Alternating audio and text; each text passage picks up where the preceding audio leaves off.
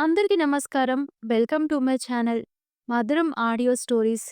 జానకి రాముల కళ్యాణం. ఎపిసోడ్ 26. రామ్ "హ్మ్" అని ఒక దీర్ఘ నిట్టూర్పు వదిలి వెళ్ళి జాను పక్కన బెడ్ రెస్ట్‌కి ఆనుకొని కూర్చొని, "అది సరే కానీ, ఇవన్నీ ఏంటి?" అని జాను వంక కనుబొమ్మలు ఎగరేస్తూ సీరియస్‌గా అడిగాడు. జాను అంతవరకు రామ్‌పై కోపంగా ఉన్నా, జాను రామ్ అడిగిన ప్రశ్నకు తన ముందున్న వస్తువులను చూసి కోపాన్ని పక్కకు పెట్టి నవ్వుతూ రామ్ వంక మెరుస్తున్న కళ్ళతో చూస్తూ, "రామ్, ఈ గిఫ్ట్స్ అన్నీ నాకు రోషన్, అన్నయ్య, ఆరుష్, ప్రేరణ, తాతయ్య ఇచ్చారు. తెలుసా, నేను ఫస్ట్ వద్దు అన్నాను. కానీ ఇంటికి వచ్చిన కొత్త కోడలు మంచిగా వంట చేస్తే ఇలాగే గిఫ్ట్స్ ఇస్తారట కదా" అని అంటూ ముందున్న ఒక్కొక్క గిఫ్ట్‌ని చూపిస్తూ, "ఇది చూడు, బ్రాస్లెట్ నాకు తాతయ్య ఇచ్చాడు. ఇదేమో వాచ్ ఆరుష్ ఇచ్చాడు. ఇదేమో చైన్ రోషన్ అన్నయ్య ఇచ్చాడు. ఇదేమో మొబైల్ నాకు ప్రేరణ ఇచ్చింది. న్యూ మోడల్ మొబైల్ అట. ఇందులో సిమ్ కూడా వేసిందట. వీళ్ళు నాకు గిఫ్ట్ ఇవ్వడానికి నిన్న నైట్ షాపింగ్ చేశారట. నీకు తెలుసా రామ్, నాకు ఇంతవరకు ఇన్ని గిఫ్ట్స్ ఎవ్వరూ ఇవ్వలేదు. ఒక గీత మాత్రం అప్పుడప్పుడు నాకు గిఫ్ట్ ఇచ్చేది" అని కళ్ళు గుండ్రంగా తిప్పుతూ రామ్ వంక చూస్తూ చెప్పింది జాను. రామ్ జాను కళ్ళల్లో కనిపిస్తున్న మెరుపుని చూస్తూ తన పాకెట్లో ఉన్న చైన్ని తీసి జానుకి చూపిస్తూ, "అందరూ నీకు గిఫ్ట్ ఇచ్చారు. నేను ఇవ్వలేదు కదా. ఇదిగో నీ గిఫ్ట్" అని జాను చేతిలో పెట్టాడు.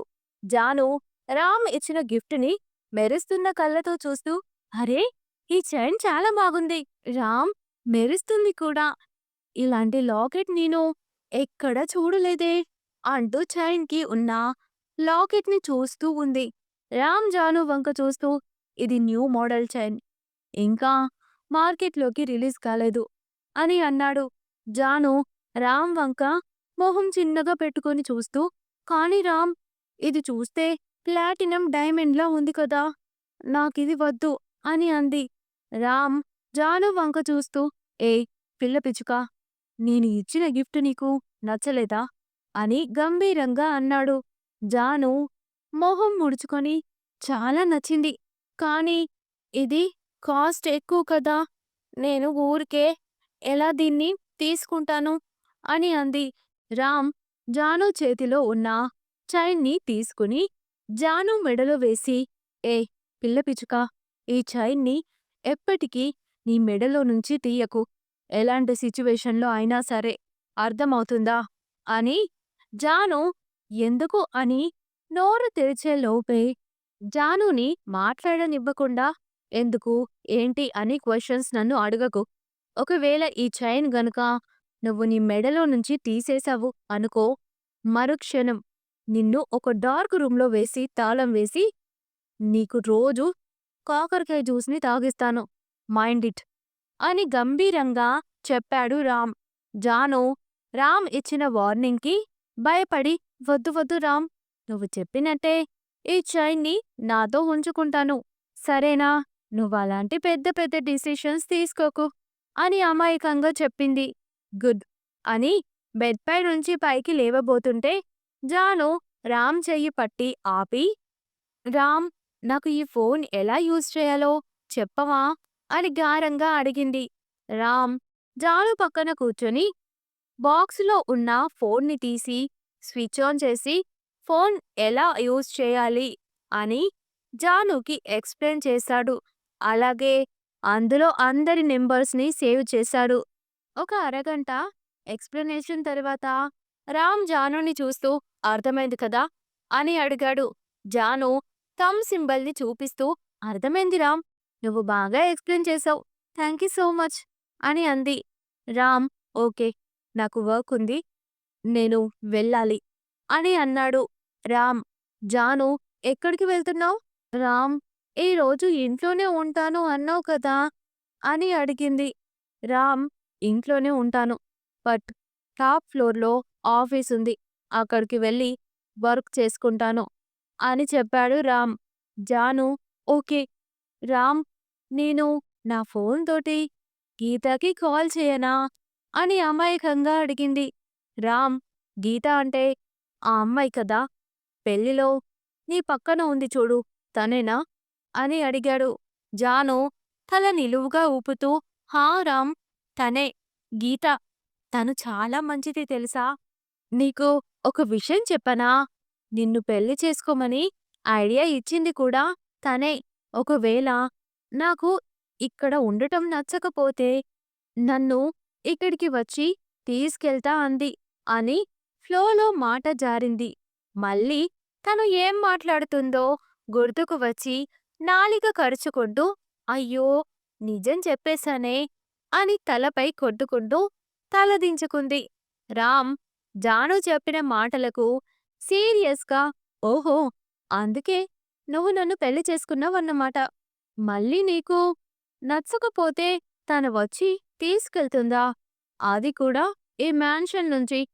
ముందు తనకి ధైర్యముంటే ఈ మ్యాన్షన్‌లోకి ఎంటర్ అవ్వమని చెప్పు అని కోపంగా అని పిచ్చి పిచ్చి వేషాలు వేసి ఇక్కడి నుంచి తప్పించుకోవాలని చూసావనుకో, నిన్ను ఆ అమ్మాయి గీతాని అస్సలు వదలను. మైండ్ ఇట్ అని సీరియస్‌గా వార్నింగ్ ఇచ్చి రామ్ బయటికి వెళ్ళిపోయాడు. జాను రామ్ వెళ్ళిన వైపు చూస్తూ ఛ! నాకు అస్సలు బ్రెయిన్ లేదు. ఏది పడితే అది బాగేస్తాను అని అనుకుని తన ఫోన్ తీసుకొని రామ్ చెప్పిన ప్రకారం నెంబర్ ఎంటర్ చేసి గీతాకి కాల్ చేసింది. కానీ గీత కాల్ లిఫ్ట్ చేయలేదు. మళ్ళీ మళ్ళీ చేసింది. కానీ లిఫ్ట్ చేయలేదు. గీత నెంబర్ సేవ్ చేసుకొని వాట్సాప్‌లో వాయిస్ మెసేజ్ పంపింది. గీతా, నేను జానుని. నేను నీతో మాట్లాడాలి. ఫోన్ లిఫ్ట్ చేయవా? అని మెసేజ్ సెండ్ చేసి ఫోన్ని పక్కన పెట్టి అందరూ ఇచ్చిన గిఫ్ట్‌ని తీసుకొని డ్రెస్సింగ్ రూమ్‌లోకి వెళ్ళి అందులో రామ్ తనకి చూపించిన కబోర్డ్‌ని తెరిచి చూసి ఒక్కసారిగా షాక్ అయింది. కబోర్డ్ నిండా అన్ని డిజైనింగ్ డ్రెస్సులే. అలాగే కొన్ని చుడిదార్లు కూడా ఉన్నాయి. నిజానికి జానుకి ఆ చుడిదార్లు చాలా నచ్చాయి. సింపుల్ డిజైన్‌తో భలే ఉన్నాయి. మళ్ళీ కొన్ని డిజైనింగ్ శారీస్ కూడా ఉన్నాయి. శారీస్ మాత్రం చాలా గ్రాండ్‌గా ఉన్నాయి. ఆ కబోర్డులో ఇంకోవైపు జాను ఇన్నర్స్ కూడా ఒక సైడ్ సర్ది ఉన్నాయి. జానుకి వాటిని చూడగానే సిగ్గుగా అనిపించింది. ఛీ! ఈ రామ్‌కి అస్సలు సిగ్గులేదు. ఎవరైనా వర్కర్స్‌తో వీటిని సర్దిస్తారా? నాకు చెప్తే నేనే సర్దుకుంటాను కదా! అని రామ్‌ని తిట్టుకుంటూ అందరూ ఇచ్చిన గిఫ్ట్‌ని జాగ్రత్తగా కబోర్డ్‌లో పెట్టి కబోర్డు క్లోజ్ చేసి హాల్లోకి వచ్చింది. అప్పటికి నారాయణ వర్మ గారు, ఆరుష్ ఏదో మాట్లాడుకుంటూ ఉన్నారు. వాళ్ళ దగ్గర కూర్చొని జాను కూడా మాట్లాడటం మొదలుపెట్టింది. అలా సాయంత్రం వరకు మాట్లాడుకున్నారు.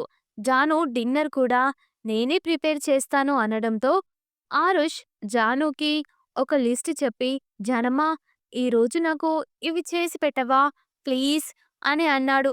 జాను నవ్వుతూ ఓకే అని చెప్పి కిచెన్‌లోకి వెళ్ళింది. అప్పటికే బయటికి వెళ్ళిన ప్రేరణ, రోషన్ కూడా రామ్ చెప్పిన పనిని పూర్తి చేసి మ్యాన్షన్‌కి వచ్చి ఎవరి గదిలోకి వాళ్ళు వెళ్ళి ఫ్రెష్ అయ్యి మళ్ళీ బయటికి వచ్చి సోఫాలో కూర్చున్నారు. ఒక అరగంట తర్వాత జాను అందరిని చూస్తూ డిన్నర్ రెడీ అయింది, రండి అని డైనింగ్ టేబుల్ దగ్గర నిల్చొని పిలవడంతో అందరూ వెళ్ళి డైనింగ్ టేబుల్ దగ్గర కూర్చున్నారు. ప్రేరణ అక్కడున్న వంటలన్నీ చూస్తూ వావ్ వదినా, parotta, paneer curry, mutton gravy, gulab jamun, ఇన్ని వెరైటీసా? థాంక్ యూ సో మచ్ వదినా. వీటిని చూస్తుంటేనే నాకు నోరు ఊరుతుంది అని ఎగ్జైటింగ్‌గా అంది. రోషన్ అవును సిస్టర్, చూస్తుంటేనే నాకు కూడా నోరూరుతుంది అని నాలికని పెదాలతో తడుముకుంటూ అన్నాడు. అప్పుడే రామ్ పని ముగించుకొని లిఫ్టులో ఫస్ట్ ఫ్లోర్‌కి వచ్చి డైనింగ్ టేబుల్ దగ్గరికి వస్తూ ఉంటే వాళ్ళ మాటలు వినిపించడంతో అవునవును, ఈరోజు బాగా తినండి. రేపు ఎర్లీ మార్నింగ్ లేవకపోవాలి. నీ సంగతి అప్పుడు చెప్తాను.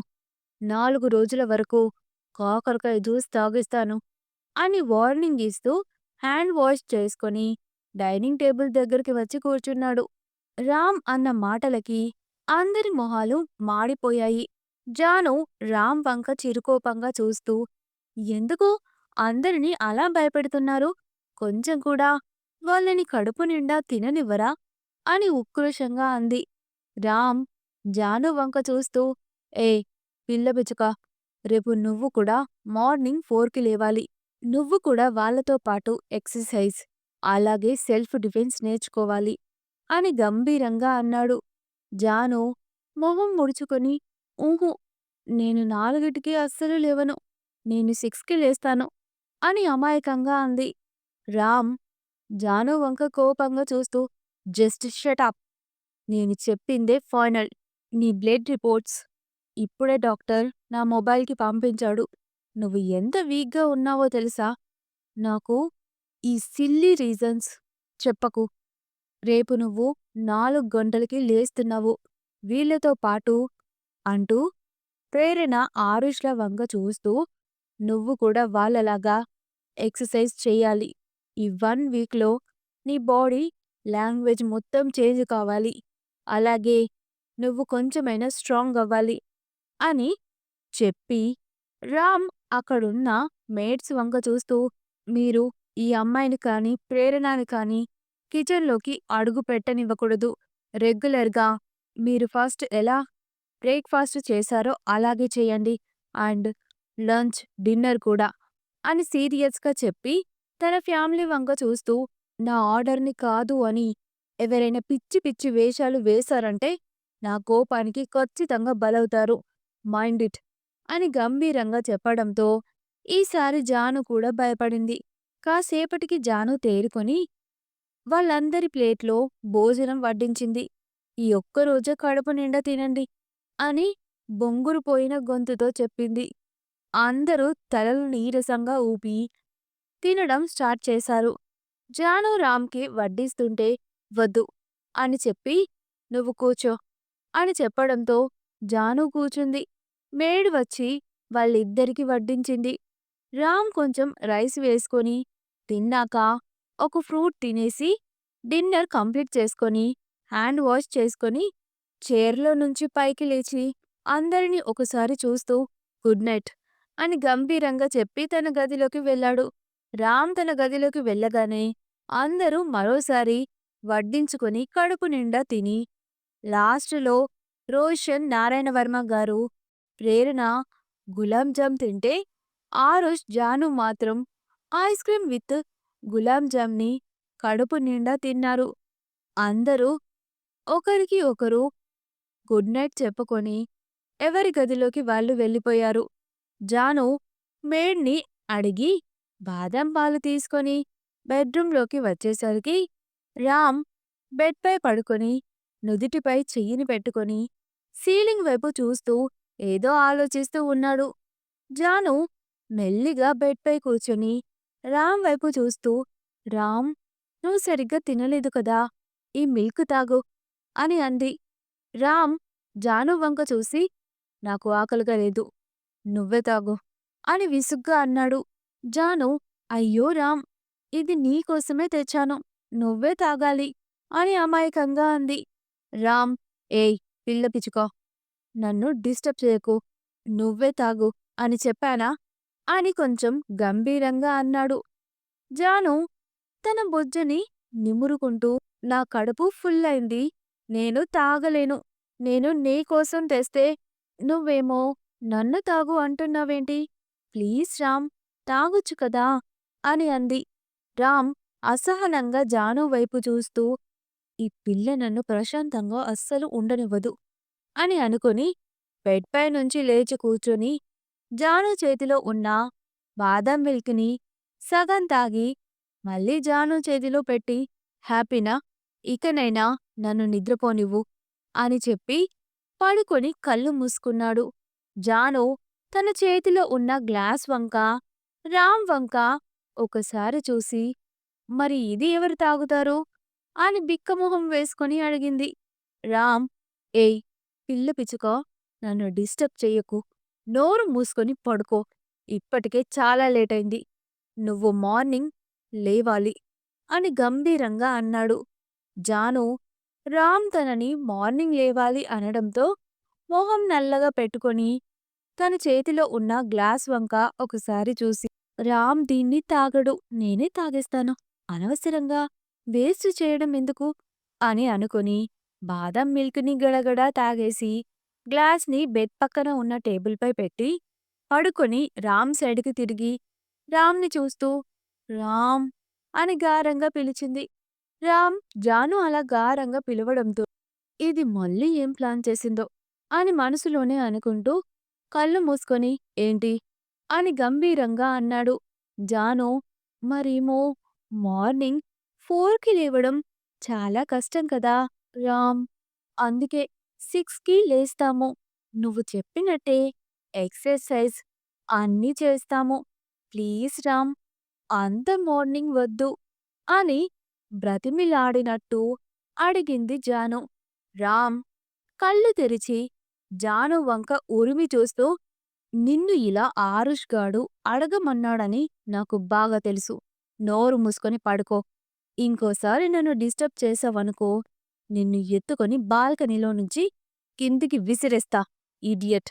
సైలెంట్‌గా పడుకో అని కసరడంతో జాను మనసులోనే రామ్‌ని తిట్టుకుంటూ కళ్ళు మూసుకొని పడుకుంది. ఒక 10 నిమిషాలకి జాను గాఢ నిద్రలోకి వెళ్ళింది. అలాగే రామ్ దగ్గరికి జరిగి అతనిపై చెయ్యి వేసి గట్టిగా హగ్ చేసుకుని కాలు కూడా వేసి చిన్నగా గురక పెడుతూ నిద్రపోతుంది. రామ్ అప్పటికే మెలకువగానే ఉన్నాడు. కళ్ళు మూసుకుని ఏదో ఆలోచిస్తూ ఉన్నాడు. ఇంతలో జాను తనని హగ్ చేసుకోవడం చూసి తల తిప్పి జాను వంక చూశాడు. అలిగినట్టు మూతిని దగ్గరికి పెట్టుకొని మంచుగా నిద్రపోతూ ఉంది. తనని అలా చూడగానే రామ్‌కి భలే ముద్దుగా అనిపించింది. తను ఇంకో చేతితో జాను చెంపని నిమురుతూ సో క్యూట్ అని అనుకొని చిన్నగా నవ్వి జానుని చూస్తూ జాను గురించి ఆలోచిస్తూ ఎప్పటికో నిద్రలోకి జారుకున్నాడు రామ్. ఉదయం 3:59 అలారం మోగడంతో రామ్ కళ్ళు తెరిచి టేబుల్పై ఉన్న అలారం ఆఫ్ చేసి జాను వంక చూశాడు. జాను హాయిగా రామ్‌ని హగ్ చేసుకొని గాఢ నిద్రపోతుంది. రామ్ జానుని పక్కకు జరిపి బెడ్‌పై నుంచి లేచి నిల్చొని జాను చేతిని తడుతూ ఏయ్ పిల్ల పిచ్చుక లే 4 అవుతుంది. ఇంకా ఎంతసేపు పడుకుంటాం అని అరిచాడు.